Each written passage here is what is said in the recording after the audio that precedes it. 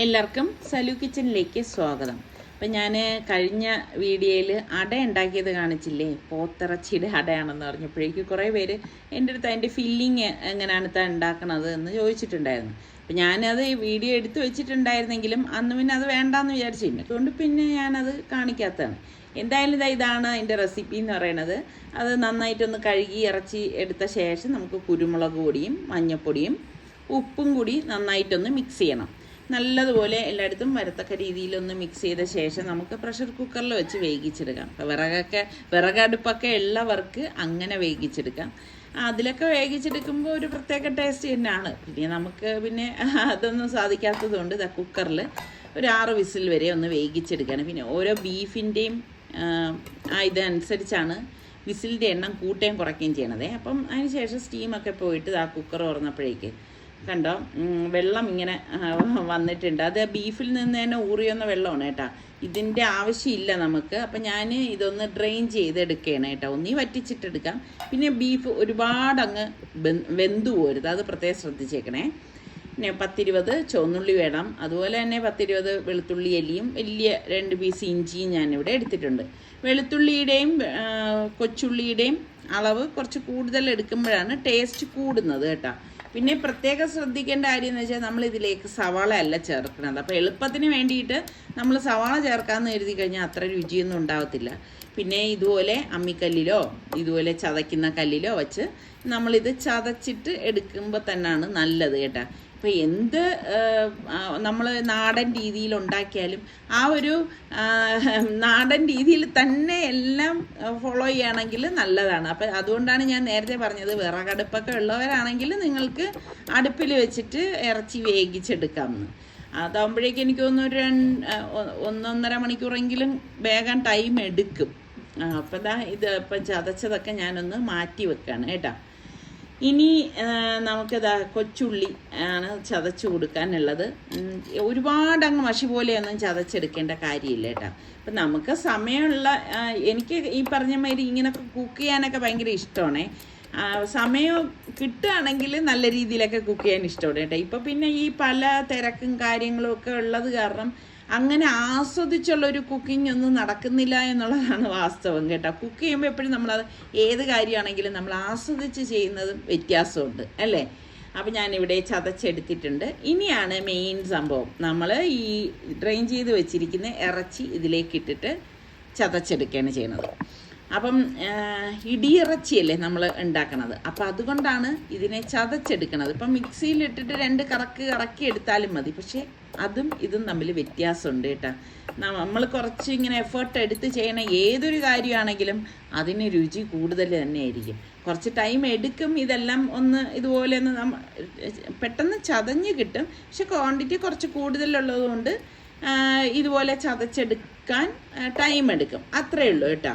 മുമ്പൊക്കെ മക്കളൊക്കെ സ്കൂളിൽ പഠിക്കുന്ന ആ സമയത്തൊക്കെ ഞാനിങ്ങനെ പല ടൈപ്പിലുള്ളതൊക്കെ ഉണ്ടാക്കി വെക്കും. അപ്പം എന്നെ ബ്രേക്ക്ഫാസ്റ്റിന് അവർക്ക് അതായത് കഴിക്കാൻ കൊടുക്കാനായാലും അതുപോലെ തന്നെ സ്നാക്സൊക്കെ ആണെങ്കിലും വ്യത്യസ്തമായിട്ടുള്ളതൊക്കെ അന്നൊക്കെ ചെയ്യാറുണ്ടായിരുന്നു കേട്ടോ. ഇപ്പം പിന്നെ തീരെ അങ്ങനെയുള്ളതിലൊന്നും ഇവിടെ ആൾക്കാരും ഇല്ലല്ലോ, ഇവിടെ നമ്മൾ മാത്രമല്ലേ ഉള്ളൂ. അപ്പോൾ അതുകൊണ്ട് പിന്നെ അത്രയും അങ്ങനെ മെനക്കെട്ട് പണിയെടുത്ത് ചെയ്യുന്ന കാര്യങ്ങളൊക്കെ ചെയ്യുന്നത് തന്നെ വളരെ കുറവാണ് കേട്ടോ. പിന്നെ ഇപ്പം സനമോളും കൂടി ഉള്ളത് കൊണ്ട് എപ്പോഴും നമ്മൾക്ക് ഈ പറഞ്ഞ മാതിരി കരഞ്ഞു തുടങ്ങി കഴിഞ്ഞ് കഴിഞ്ഞാൽ ഒന്നീസാർക്ക് എടുക്കും, അല്ലെങ്കിൽ ഫാബി മോളെടുക്കും, ഞാനെടുക്കും. നമ്മളെല്ലാവരും ഇങ്ങനെ മാറി തിരിഞ്ഞൊക്കെ എടുക്കലും അങ്ങനെയൊക്കെയാണ്.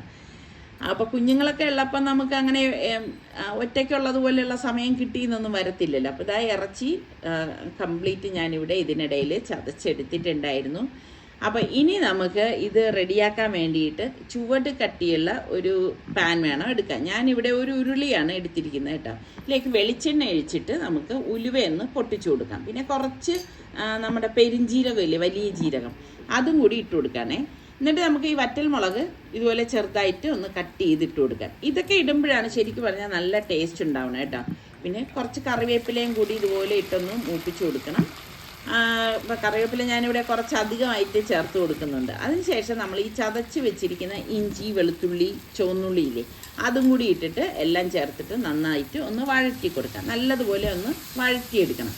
അപ്പോൾ അത് ഈ ഒരു പ്രോസസ്സ് ശരിക്കും ചെയ്യണം കേട്ടോ. കരിഞ്ഞു പോകാനോ ഒന്നും പാടില്ല. നമ്മൾ കൈയെടുക്കാതെ ഇതുപോലെ ഒന്ന് വഴറ്റി എടുക്കേണ്ടതാണ്.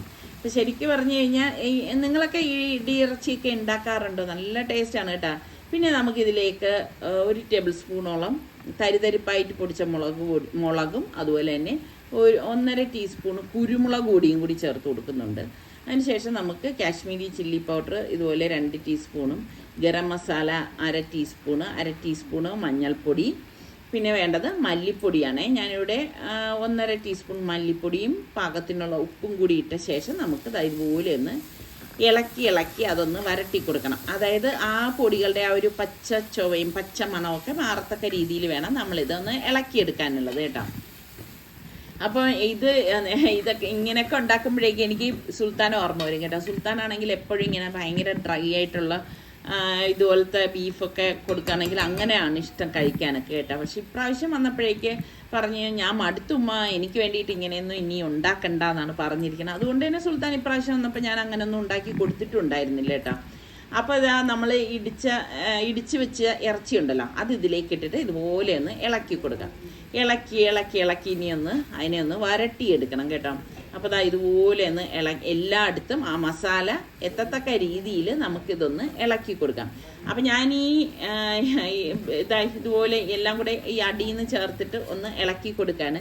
ശരിക്കും പറഞ്ഞാൽ കുറച്ചുകൂടി വലിപ്പമുള്ള ഉരുളിയെല്ലാം ഉണ്ടെങ്കിൽ അതെടുക്കുന്നതായിരുന്നു നല്ലത് കേട്ടോ. അപ്പം ഞാൻ ഈ ഇറച്ചിയെല്ലാം ഇതിലേക്ക് ഇട്ടിട്ട് ഇത് ചൂട് കട്ടിയുള്ളതല്ലേ എന്ന് കരുതിയിട്ട് ഇങ്ങനെ ഇളക്കാമെന്ന് കരുതി. അപ്പം ഞാൻ വിചാരിച്ചു ഇനിയിപ്പോൾ കുറേ ടൈം വേണ്ടി വരും. ഇങ്ങനെ ഇതിപ്പോൾ എല്ലായിടത്തും ആ ഒരു കറക്റ്റ് പാകത്തിന് കിട്ടത്തില്ല. കണ്ടില്ലേ, ഇങ്ങനെ നിറഞ്ഞിരുന്നാൽ നമുക്കത് കിട്ടത്തില്ല. അപ്പം ഞാൻ എന്ത് ചെയ്തെന്ന് വെച്ചാൽ അതാ നമ്മളുടെ ഒരു ഇരുമ്പിൻ്റെ ഒരു സോസ്പാൻ, ഇരുമ്പ് ചട്ടി എടുത്ത് അടുപ്പത്തേക്ക് വെച്ചു. അതിലേക്ക് പകുതി ഇറച്ചി ഇങ്ങോട്ടേക്കൊന്ന് മാറ്റി കൊടുത്തു കേട്ടോ. ചില സമയങ്ങളിൽ ഇങ്ങനെയും അബദ്ധങ്ങൾ പറ്റാറുണ്ട് കേട്ടോ. കാരണം എല്ലാം കൂടി ഒന്നിച്ച് പോകുമെന്ന് കരുതിയിട്ടൊക്കെ അറിയായിരുന്നു പോകത്തില്ല എന്ന്, എങ്കിലും പറ്റും എന്ന് കരുതി വെച്ചതാണ്. കുഴപ്പമില്ല. 2 അടുപ്പിലായിട്ട് ഇതുപോലെ വെച്ചിട്ട് ഒരു കൈ തന്നെ 2 അടുത്തായിട്ട് ഇങ്ങനെ വരട്ടിക്കൊണ്ട് ഞാൻ ഇരിക്കുകയാണ് കേട്ടോ. ശരിക്കും ഇത് നല്ല ഡ്രൈ ആവണം. അതാണ് ഇതിൻ്റെ ഒരു പരുവം എന്ന് പറയുന്നത് കേട്ടോ. അതുപോലെ നിങ്ങൾക്ക് ചിക്കനാണ് ഇഷ്ടമെങ്കിൽ ചിക്കനിലും ഇങ്ങനെയൊക്കെയുള്ള ഐറ്റംസൊക്കെ ഉണ്ടാക്കിയെടുക്കാൻ പറ്റും കേട്ടോ. ചിക്കനാണ് എനിക്ക് തോന്നുന്നു കൂടുതൽ പേരും ഉണ്ടാക്കുന്നതെന്ന് തോന്നുന്നു. എന്നിട്ടപ്പോൾ ഞാൻ നോക്കിയപ്പോൾ ഉപ്പ് കുറവ് കേട്ടോ. അപ്പോൾ ഞാൻ കുറച്ചുകൂടി ഉപ്പ് ഇതുപോലെ ഇട്ട് കൊടുത്ത ശേഷം നമ്മളിത് ശരിക്കും ഇത് റെഡിയായി വരുമ്പോൾ നമുക്കറിയാൻ പറ്റും കേട്ടോ. ഉരുളിയിൽ നിന്ന് ഇങ്ങനെ നല്ല ഒരു ഗോൾഡൻ കളറിൽ ഇങ്ങനെ തരിതരായിട്ട് കിടക്കും കേട്ടോ. ഇവിടെ ഞാൻ കുറച്ച് കറിവേപ്പിലയും കൂടി ഇതുപോലെ ഇട്ട് കൊടുക്കണേ. ഞാനുണ്ടല്ല ഇതുപോലെ സമയം കിട്ടുന്ന സമയത്തൊക്കെ ഞാൻ ഇതുപോലെ ചെയ്തെടുത്തിട്ട് ഞാൻ കുപ്പിയിലാക്കി വെക്കും കേട്ടോ. ചുമ്മാ നമുക്കിങ്ങനെ തട്ടി കഴിക്കാൻ ഭയങ്കര ടേസ്റ്റാണ് കേട്ടോ. നമ്മളിത് ഫ്രിഡ്ജിൽ വെക്കേണ്ടതൊന്നും ആവശ്യമില്ല. ഇത് നല്ല രീതിയിൽ റെഡിയാക്കി എടുക്കുകയാണെങ്കിൽ കുപ്പിയിലിട്ട് പുറത്ത് തന്നെ ഞാൻ അങ്ങനെ ചെയ്യാറുണ്ട് കേട്ടോ. അപ്പം ഞാൻ ഇതുപോലെ, പക്ഷെ നമ്മൾ ആ ചെയ്യുന്നത് കറക്റ്റായിട്ടുള്ള രീതിയിൽ അതിലൊട്ടും ജലാംശം ഇല്ലാതെ നല്ല ഡ്രൈ ആക്കി എടുക്കണം. അതാണ് അതിൻ്റെ പരുവം എന്ന് പറയുന്നത്. അപ്പോൾ ഇതുപോലെ നമ്മൾ കളർ ചേഞ്ചായി വന്നത് കണ്ടോ. അപ്പം ഞാൻ ഇങ്ങനെ കുക്ക് ചെയ്യുമ്പോഴേക്ക് നമുക്ക് ഈ ഇരുമ്പ് ചട്ടിയിൽ വരുമ്പോഴേക്ക് കുറച്ചും കൂടി കളർ നമുക്ക് കിട്ടും കേട്ടോ. അപ്പം നിങ്ങൾക്കിതോ കാണുമ്പം തന്നെ മനസ്സിലാവും, നമ്മൾ ഉരുളിയിലേക്കാളും കുറച്ചുകൂടി കളർ കിട്ടും നമ്മൾ ഇരുമ്പ് ചട്ടിയിൽ ചെയ്യുമ്പോൾ. പക്ഷേ പെട്ടെന്ന് കരിഞ്ഞു പോകാനും സാധ്യത കൂടുതലാണ്. അപ്പോൾ അത് അഡ്ജസ്റ്റ് ചെയ്ത് വേണം നമ്മളിത് റെഡിയാക്കി എടുക്കാൻ. ഇതിപ്പോൾ റെഡി ആയിട്ടുണ്ട്. ഇനി ഇത് നമ്മൾ മറ്റൊരു പാത്രത്തിലേക്ക് മാറ്റിയിട്ട് വേണം തണുക്കാൻ വയ്ക്കാൻ. നന്നായിട്ട് തണുത്ത ശേഷം മാത്രമേ നമ്മൾ ഇത് കുപ്പിയിലാക്കി വെക്കത്തുള്ളൂ. അപ്പോൾ ഇതാണ് നമ്മളുടെ അടയിൽ ഫില്ലിംഗ് ആയിട്ട് ഞാൻ വെച്ചത് കേട്ടോ. അപ്പോൾ ഇഷ്ടപ്പെട്ടെങ്കിൽ ഇപ്പം തന്നെ ഒന്ന് ലൈക്ക് ചെയ്യാൻ മറക്കരുതേ. സൽമാനും ഫാബിമോളും ഒക്കെ ആയിട്ട് നമ്മൾ ഇന്നൊരു പരിപാടി പ്ലാൻ ചെയ്തതാണ് കേട്ടോ. പക്ഷെ രാവിലെ ആയപ്പോഴേക്ക് സൽമാന് നല്ല പനി. അപ്പോൾ അത് കാരണം പോകാനായിട്ട് പറ്റിയിട്ടില്ല. അപ്പോൾ സലു പറഞ്ഞുകൊണ്ട് ഫാബിമോളുടെ അടുത്ത് നമ്മളുടെ കൂടെ വരാനായിട്ട്. അപ്പോൾ ഫാബിമോൾ പറഞ്ഞില്ല, സൽമാന് പനിയല്ലേ, അതുകൊണ്ട് ഫാബിമോളും വരുന്നില്ല എന്ന് പറഞ്ഞു. അങ്ങനെ ഇപ്പം എന്തായാലും നമ്മൾ പോകണമെന്ന് ഉദ്ദേശിച്ച കാര്യമായതുകൊണ്ട് ഞാനും നിസാർക്കായും നമ്മളുടെ സനമോളും കൂടി പോവാനായിട്ട് ഇറങ്ങി കേട്ടോ. സനക്കുട്ടി എങ്ങോട്ടാ പോണേ?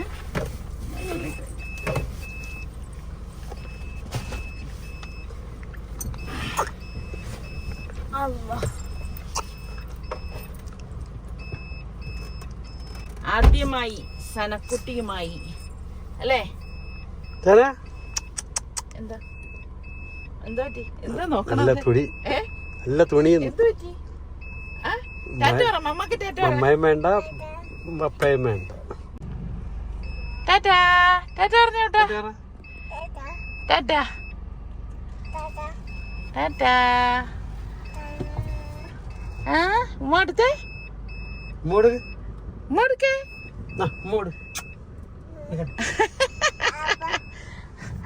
ഓ ഓ എന്താണ്? ടാറ്റ.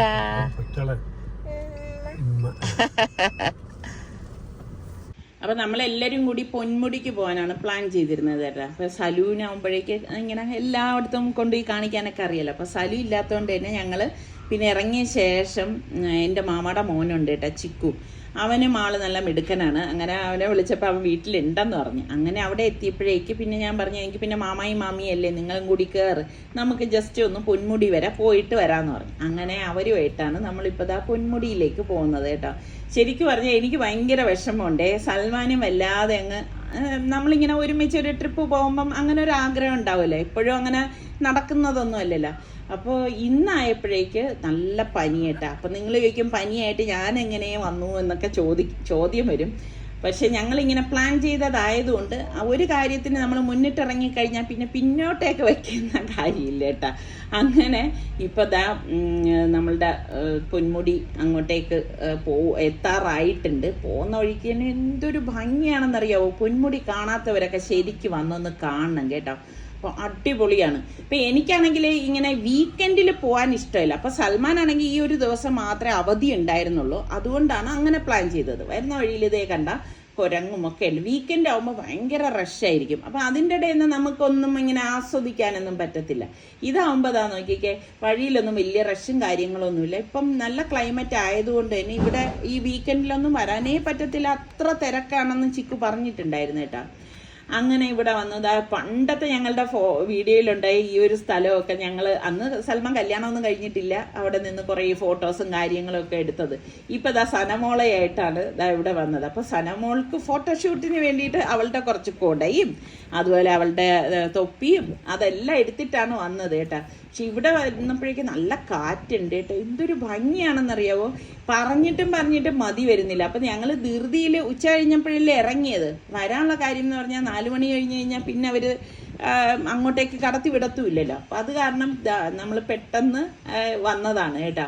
അപ്പോൾ എനിക്കാണെങ്കിലും എനിക്കൊന്നാമത് പ്രകൃതി ഭയങ്കര ഇഷ്ടമാണ്. എന്താ നോക്കിക്കേ, സനമോൾക്കും ഇതൊക്കെ ഭയങ്കര ഇഷ്ടപ്പെട്ടു കേട്ടോ. അപ്പോൾ അവള് അങ്ങോട്ട് പോകണം. സനമോള് പറയുന്ന അനുസരിച്ച് നിസ്സാറിക്ക് അവളെയും കൊണ്ട് പോവുകയാണ് കേട്ടോ. അവൾക്ക് അല്ലാ എന്നാണ് പറയണത്. എന്ന് വെച്ചാൽ അങ്ങോട്ട് പോകണം, അവിടെ ഇരിക്കണം എന്നൊക്കെയാണ് അവളുടെ ഓരോ ആക്ഷനും വർത്തമാനവും ആ കേൾക്കുമ്പോൾ നമുക്കറിയാമല്ലോ. അങ്ങനെ നിസ്സാറിക്ക് അവളെയും കൊണ്ട് ഇതേ ഇവിടെ കയറി വന്ന് നിൽക്കുകയാണ്. അപ്പോൾ എന്തേ നോക്കിക്കേ, ആ മല നിരകളും എല്ലാം കാണുമ്പോൾ തന്നെ എന്തൊരു ഭംഗിയാണല്ലേ. ശരിക്കും നമുക്കൊക്കെ സമയം ഉണ്ടെങ്കിൽ, ഇപ്പം ദൂരത്തൊന്നും അല്ല, ഞാൻ എപ്പോഴും പറയണതാണ്, നമ്മളുടെ ചുറ്റുവട്ടത്ത് തന്നെ ഇതുപോലെയുള്ള നല്ല നല്ല സ്ഥലങ്ങളുണ്ട്. അപ്പം നമുക്ക് വരികയും ആസ്വദിക്കുകയും ഒക്കെ ചെയ്യാവുന്നതാണ്. ശരിക്കും ഈ ഒരു വീഡിയോ കാണുമ്പോൾ ഫാബി മോൾക്കും നല്ല വിഷമം തോന്നും കേട്ടോ. കാരണം നല്ല രസമാണ് ഇത് കാണാൻ. അപ്പം അവൾക്ക് വരാൻ ആഗ്രഹിച്ചിരുന്നത് തന്നെയാണ്. പക്ഷേ സൽമാൻ ഇങ്ങനെ പനി പിടിച്ചത് കാരണം അവള് പറഞ്ഞില്ല, വരുന്നില്ല. കാരണം കഞ്ഞിയൊക്കെ ഇടയ്ക്ക് കൊടുക്കണം, മരുന്നൊക്കെ കൊടുക്കാനുള്ളതല്ലേ. അപ്പം പിന്നെ നമ്മൾ പറഞ്ഞ ഇവിടെ അടുത്ത് തന്നെയല്ലോ, ഇനി വേണമെങ്കിലും പോവാമല്ലോ. അങ്ങനെ നമ്മളുടെ സനമോളുമൊത്തുള്ള ആദ്യത്തെ നമ്മളുടെ പൊന്മുടി യാത്രയാണ് കേട്ടോ ഇത്. ഇപ്പം കുഞ്ഞുമായിട്ട് ഫസ്റ്റ് ടൈമാണ് നമ്മൾ ഇത്ര ദൂരത്തിൽ നമ്മൾ യാത്ര ചെയ്യുന്നത്. ചെറിയൊരു പേടി ഇല്ലാതില്ല, കാരണം ഇനിയിപ്പം മമ്മ പപ്പ എന്നൊക്കെ പറഞ്ഞ് കരയോ എന്നുള്ളത് പിന്നെ നിസ്സാറിക്കുള്ളത് കൊണ്ട് പിന്നെ അങ്ങനെ യാതൊരു വിഷമവും ഇല്ല. അപ്പം ഞങ്ങൾ മെയിൻ പൊന്മുടിയുടെ ആ ഒരു സ്ഥലത്തെത്തിയപ്പോഴേക്ക് ഇത്രയും കാറുകളെ ഉള്ളൂ, വലിയ തിരക്കൊന്നുമില്ല, എന്നാൽ അത്യാവശ്യം തിരക്കുണ്ട് താനും. അങ്ങനെ അവിടെ ഇറങ്ങി നല്ല ക്ലൈമറ്റ് കേട്ടോ, അത് പറയാതിരിക്കാൻ വയ്യ കേട്ടോ. അടിപൊളി ക്ലൈമറ്റ് കേട്ടോ. ശരിക്കും നടക്കാൻ നല്ല ആരോഗ്യവും ഇതൊക്കെ ഉള്ളവർക്ക് ആ മലകളിലേക്ക് തന്നെ കയറിപ്പോവാൻ. ഞാൻ കാണുമ്പോഴേക്ക് ദൂരത്തൊക്കെ ആൾക്കാരിങ്ങനെ നടന്ന് പോയൊക്കെ നിൽക്കുന്നുണ്ട് കേട്ടോ. മുൻപൊക്കെ ആണെങ്കിൽ ഞാൻ പോയേനെ, പക്ഷെ ഇപ്പോൾ സനമോള് കൂടെ ഉള്ളത് കൊണ്ട് അങ്ങനെ അങ്ങ് വിട്ടിട്ടൊന്നും പോകാൻ വയ്യ. ശരിക്കും ഇതൊക്കെ കാണുമ്പോഴേക്കും ഓടി അങ്ങോട്ടേക്കൊക്കെ കയറണം എന്നൊക്കെ വലിയ ആഗ്രഹം തോന്നാറുണ്ട് കേട്ടോ. അപ്പോൾ അവൾക്ക് ഇവിടെ എത്തിയപ്പോഴേക്ക് ഇതാ നടക്കണം. അപ്പം ചിക്കു ആണ് കൊണ്ട് നടക്കണത്, ശുക്കൂറമായും കൂടെ ഇങ്ങനെ നടക്കുകയാണ് കേട്ടോ. അപ്പം ഇപ്പം ദാ വാപ്പാടെ കയ്യും പിടിച്ച് അവളിങ്ങനെ, അവൾക്ക് എടുക്കണ്ട കേട്ടോ, ഇവിടെ എത്തിയപ്പോഴേക്കും അവൾക്ക് അങ്ങ് നടന്നാൽ മതി എന്നുള്ളതാണ്. ഇതാ നടക്കുന്നത് നോക്കിക്കേ.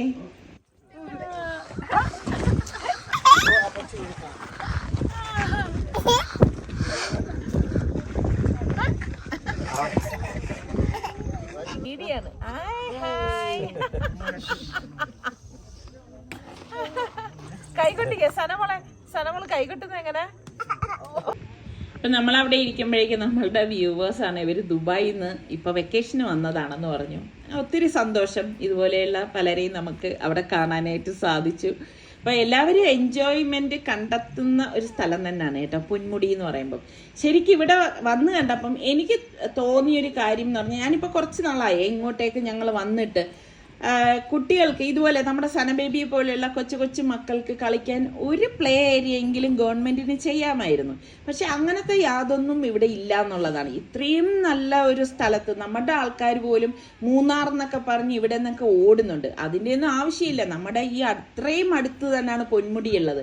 അവിടെ പക്ഷെ വേണ്ട രീതിയിൽ ഗവൺമെൻറ് അതിൻ്റേതായ കുഞ്ഞുങ്ങൾക്ക് കളിക്കാനൊരു പ്ലേ ഏരിയ, അതുപോലെ ആൾക്കാർക്കൊക്കെ ഇരിക്കാൻ കുറച്ച് സ്ഥലം, കുറച്ച് കഫേ അങ്ങനെയൊക്കെ ഉണ്ടെങ്കിൽ എന്ത് രസമാണ് അല്ലേ?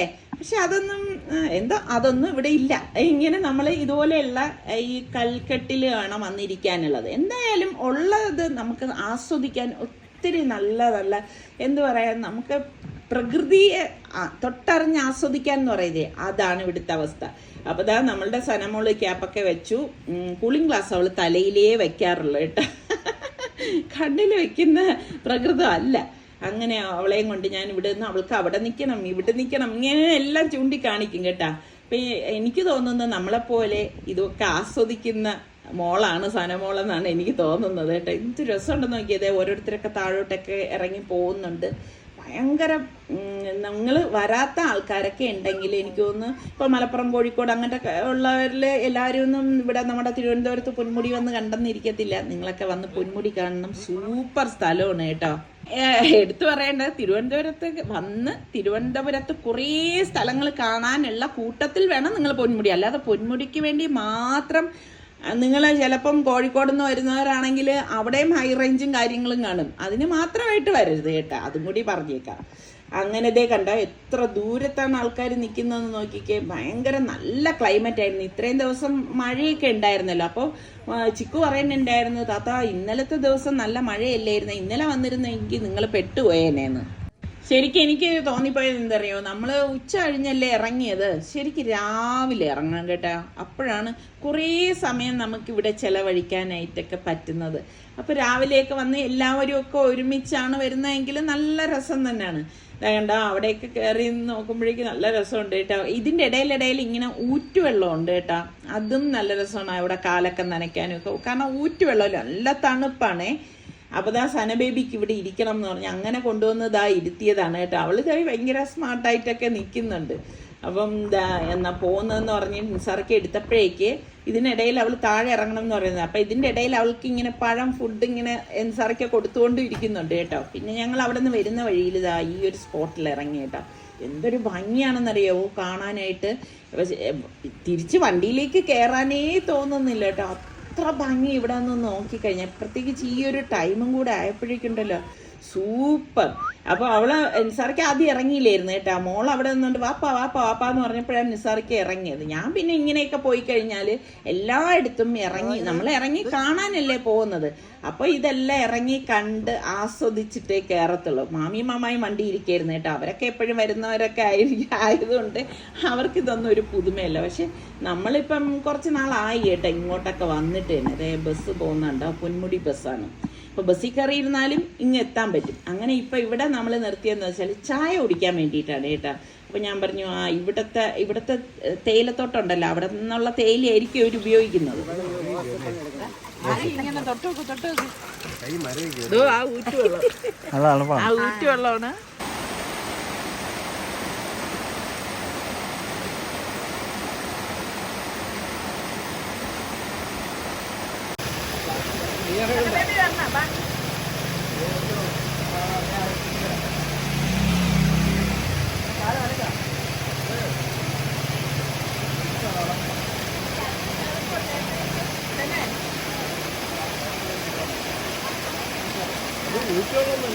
പക്ഷെ ആ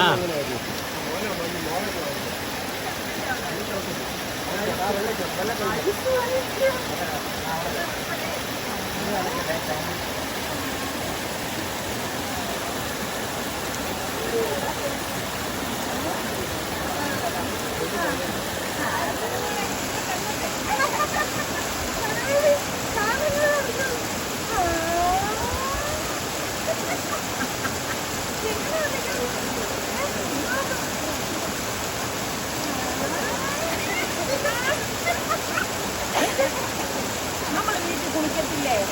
നമ്മള് വീട്ടിൽ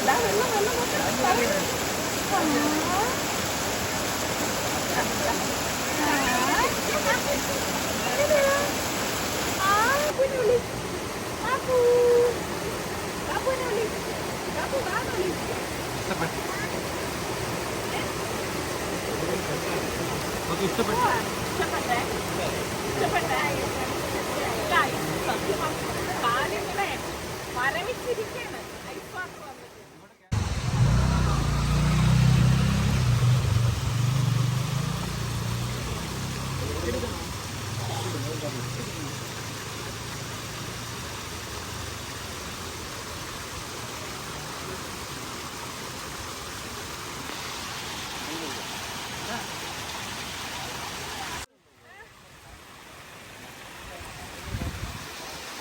ആ താത്ത ഒന്ന് കൈ കഴുകാൻ മതി. പേടിയാ? അങ്ങനെ വരുന്ന വഴി ഞാൻ കുരങ്ങന്മാരെ ഇങ്ങനെ നോക്കിക്കൊണ്ട് നിൽക്കുകയായിരുന്നു കേട്ടോ.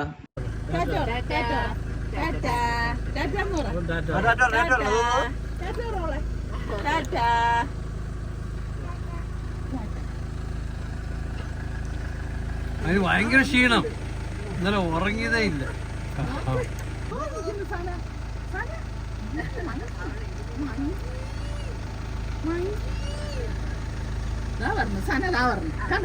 മൂന്നുപേരുണ്ട്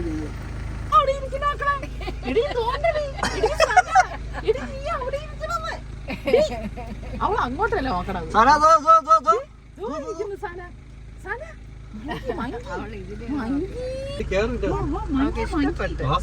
ഇപ്പോഴത്തെ പയ്യന്മാര് മുടി വളർത്തിക്കും പോലെയാണോ?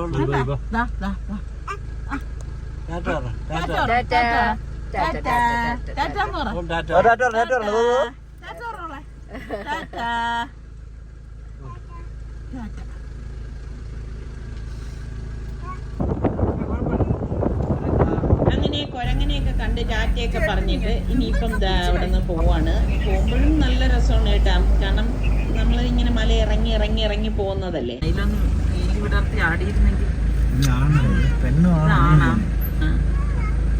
മയിൽ പീക്കോക്ക് മോളെ, പീക്കോക്ക് നോക്ക് റോഡില്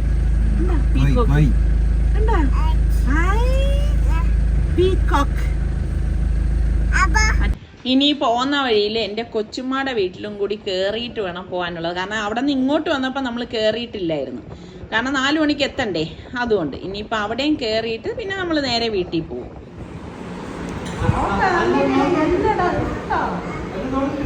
അവക്ക് ആള് വേണം ആൻറ്റി.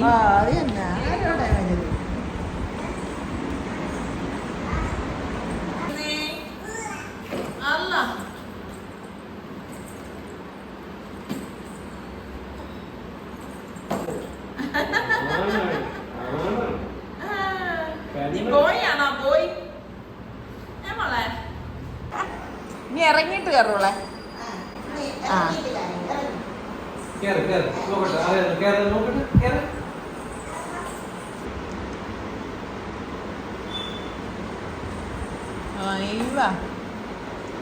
ഇത്തായി വിളി ബാക്കിലിരിക്കാൻ.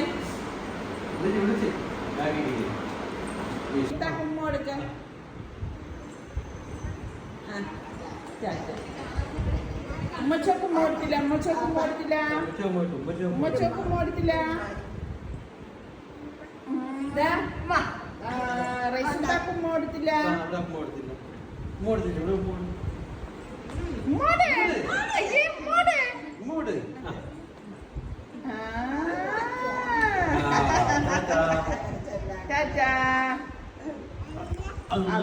പറയണത് എടുക്കായി.